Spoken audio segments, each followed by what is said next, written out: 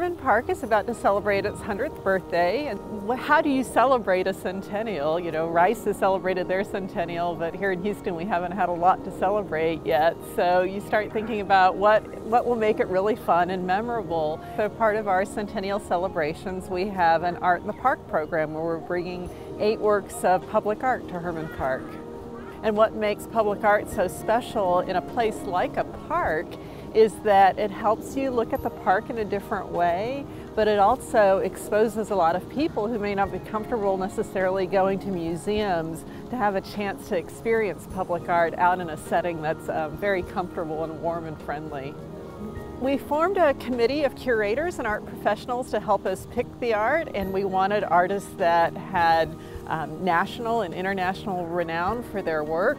We did come up with a word, delight. We wanted to make sure that since the art was going to be in the park, that all of it was family friendly and fun to experience. So you have a group of really accomplished artists, you have work that can be friendly and accessible to people, and we shorten the list.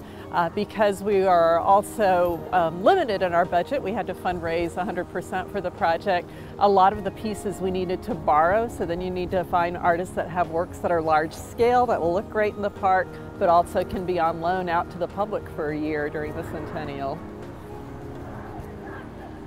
This project behind me, the Patrick Doherty sculpture, was created by 150 volunteers, and so we had some Rice students helping us with that as well. Patrick Doherty is an artist who does these wonderful sculptures all out of sticks. They're all bent and woven together. There are no glues, rope, anything holding them together.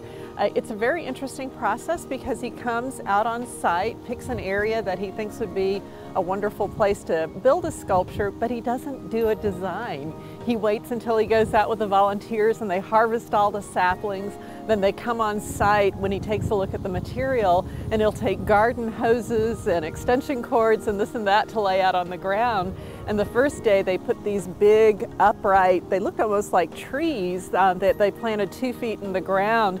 And I was giving a tour of the park that afternoon, and we came by on the golf cart and it looked like a whole new forest had cropped up here during the day. But then they use those uprights as the structure and bend and weave the rest of the sticks around. The park has had a really wonderful relationship with Rice. We have lots of Rice students come over and volunteer. Obviously, we hope a lot of Rice students will come over here and take a break from studying too and just get off the campus for a little bit.